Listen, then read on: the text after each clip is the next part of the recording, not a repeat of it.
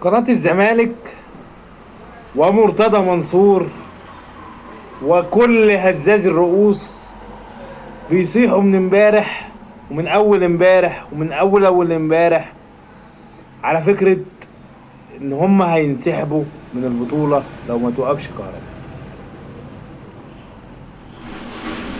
النهارده متسرب صور لتصوير نادي الزمالك لمباراة كاس السوبر وهم لابسين بدل ومش عارف ايه. هل نفهم من كده ان